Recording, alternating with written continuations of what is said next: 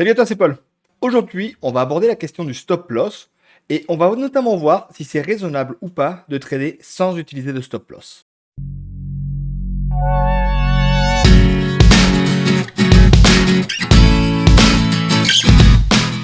Alors, tout d'abord, on va commencer par clarifier ce qu'est un stop loss. Ici, je suis sur le marché du dollar australien yen. Et supposons que j'envisage de faire un achat sur ce marché. Donc, je vais donc naturellement ouvrir un nouvel ordre avec un volume de 1. Très bien. Et ici, j'achète. Là, je viens d'ouvrir un ordre sans stop.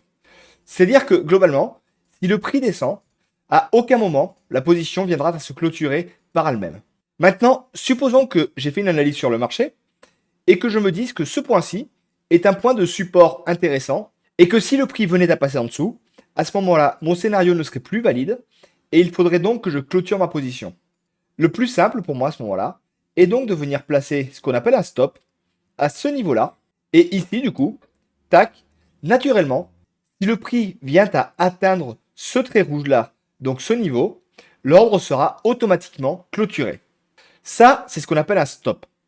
Alors, il faut savoir que ce stop est également positionné sur les serveurs de ton courtier.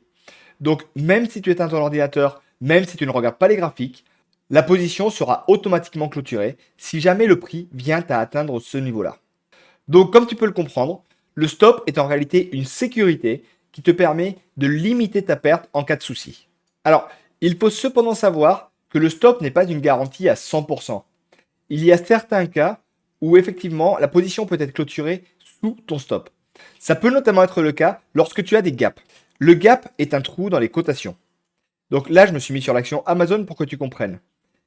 Donc, ce trou de cotation se produit notamment lorsque le marché ne trouve pas d'acheteur ou de vendeur à l'instant T. Ça peut par exemple être le cas lorsqu'il y a une grosse annonce économique, ou qu'il y a un crash boursier, ou un événement majeur qui impacte fortement le symbole sur lequel tu trades. Donc là, sur l'action Amazon, c'est tout simplement un gap lié à une fermeture des marchés. C'est-à-dire que le marché ici a clôturé le 29 juillet 2021 à 19h30 et a réouvert le 30 juillet à 13h30. Et donc, entre-temps, les acheteurs et les vendeurs n'ont pas pu se mettre d'accord entre ces prix-là, et donc le marché est venu ouvrir à ce niveau-là. Mais ce qu'il faut que tu comprennes, c'est que si jamais de ton côté, tu avais ouvert une position, supposons ici, et que en gros tu t'étais dit que ce niveau-là pouvait servir de support, que tu avais donc placé un stop ici, globalement, ton stop n'aurait pas été respecté, et tu aurais donc perdu bien plus que ce que tu aurais prévu, parce qu'en fait ton courtier n'aurait pas réussi à clôturer ta position à ce prix-là, et il aurait donc clôturé ici à l'ouverture des marchés. Donc ça, c'est une des exceptions que l'on retrouve sur les stop loss. Alors, il faut savoir que ce genre d'exceptions, on les retrouve principalement sur les marchés à actions ou sur les marchés où les volumes ne sont pas suffisants pour avoir une cotation constante. Si tu prends des marchés type Forex, en général, tu retrouves finalement très très peu de gap. Là, je suis sur l'euro dollar et tu vois qu'il n'y a aucun gap sur toute cette période-là. Habituellement, sur le Forex, les gaps, on peut éventuellement les constater sur les week-ends, mais ce n'est pas systématique.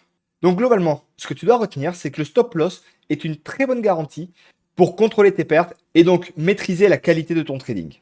Donc maintenant, on arrive à la question, est-ce qu'il faut trader avec ou sans stop loss? Alors d'une manière générale, la plupart des formateurs vont t'inciter à placer un stop loss systématique. Effectivement, quand tu démarres, c'est une excellente manière de limiter tes pertes et de t'obliger à respecter une stratégie de trading. Comme ça, tu vas avoir un trading rigoureux, répétitif dans le temps et surtout, tu vas maîtriser tes pertes.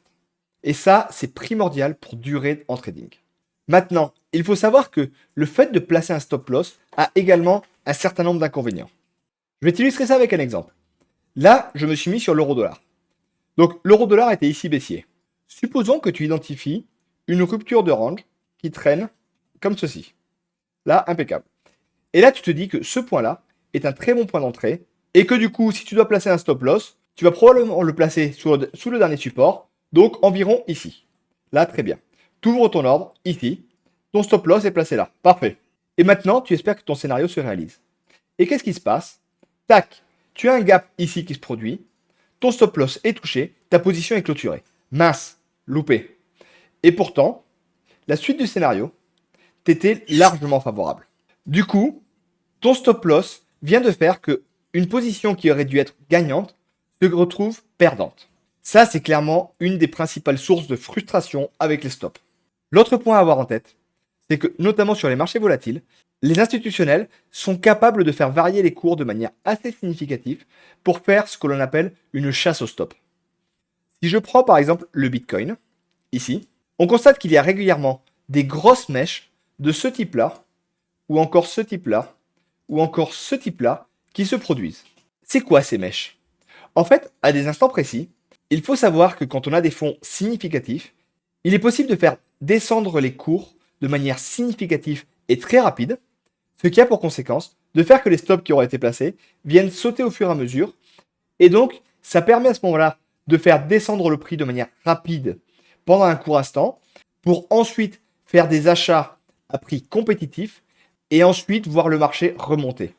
Donc ce genre d'action fait que quand tu te retrouves à placer des stops qui sont trop proches, tu peux potentiellement te retrouver avec ton stop qui pète pour ensuite avoir un marché qui se retourne complètement dans le sens que tu avais souhaité. Ça, c'est malheureux pour toi, mais tu as été victime d'une chasse au stop. Et ce type de chasse au stop est très courante notamment sur les cryptos ou également sur les actions relativement légères. Il est par contre beaucoup plus compliqué sur des marchés vraiment lourds. Donc là maintenant, on a vu les principaux avantages et inconvénients de trader avec un stop loss. Maintenant, l'autre option que l'on peut avoir, c'est de trader sans stop loss. Donc là, les principaux avantages, tu l'auras compris, c'est donc déjà d'éviter tout ce qui est les chasses au stop, et également d'éviter ce genre de situation où ton stop aurait à peine été touché pour ensuite te donner raison. L'autre avantage du trading sans stop loss, c'est que l'on peut faire des stratégies 100% gagnantes. Ça, je le dis avec le sourire parce que c'est vraiment ironique. On voit souvent passer des robots ou des personnes qui vont annoncer une stratégie où ils perdent jamais. Bah, en fait, typiquement, si tu viens trader sans stop loss, il faut savoir que la seule raison pour laquelle ta position sera clôturée, c'est que finalement, ton compte aura complètement cramé. Donc en fait, du trading sans stop loss est tout à fait possible. Par contre, le gros risque est d'avoir ce que l'on appelle des pertes latentes, qui risquent de rester présentes pendant un bon moment. Là, je suis sur mon compte de démonstration, sur lequel je fais des essais. Et j'ai effectivement un robot qui tourne sans stop loss. Pour te donner l'exemple, ici, sur le dollar australien yen, j'ai des positions qui ont été ouvertes à l'achat ici. Et en fait, on constate que ces positions sont toujours ouvertes alors que le marché s'est complètement retourné et est complètement descendu. Donc aujourd'hui, je ne suis pas du tout retourné à ce niveau-là. Donc, qu'est-ce qui se passe mécaniquement? Quand je regarde dans mon terminal, j'ai ici donc effectivement mes pertes latentes qui traînent sur mon compte de démo avec des moins 2000, moins 1000. Et du coup, au global, j'ai 5000 euros de pertes latentes. Par contre, effectivement, j'ai mon solde du coup qui ne bouge pas. Mais la réalité, c'est que si je clôture tout de suite mes positions, je vais donc perdre 5000 euros. Par contre, effectivement, si j'attends un petit peu et que j'ai de la chance, le marché va effectivement remonter pour venir atteindre ce niveau-là.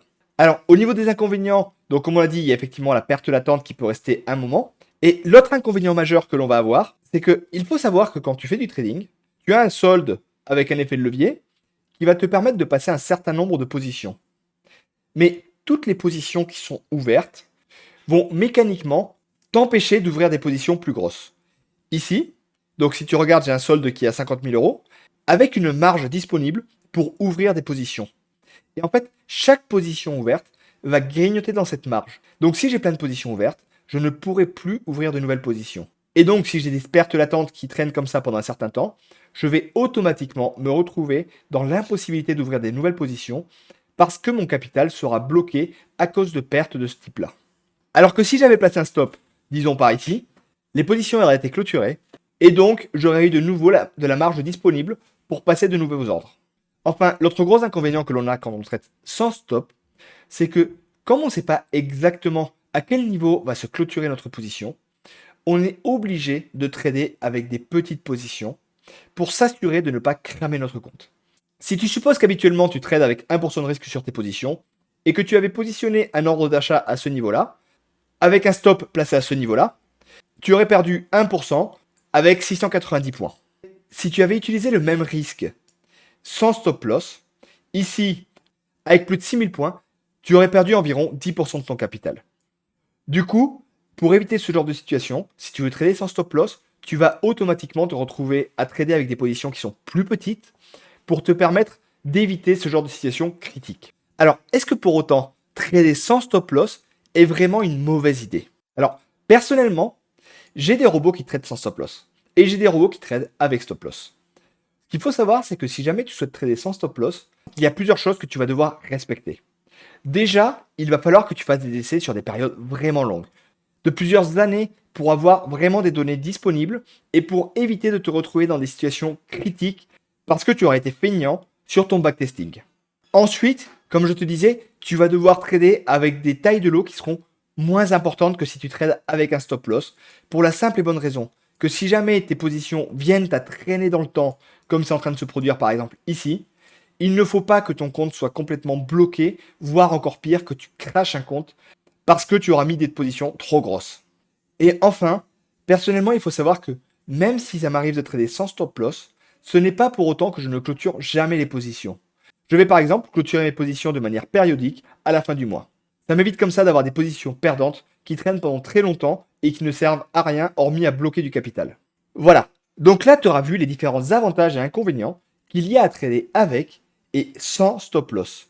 Donc, à toi de voir quel trading tu veux faire. Ne te fie pas à ce que tu entends à droite à gauche. Fie-toi à ton expérience et aux essais que tu vas faire. Et n'oublie pas de faire des essais significatifs et d'être rigoureux, quelle que soit la méthodologie que tu appliques. J'espère t'avoir appris des nouveaux trucs. Et n'hésite pas, si tu as des questions, à les poser en commentaire. Pense à t'abonner, à activer la petite cloche et à laisser un petit pouce. À bientôt, ciao!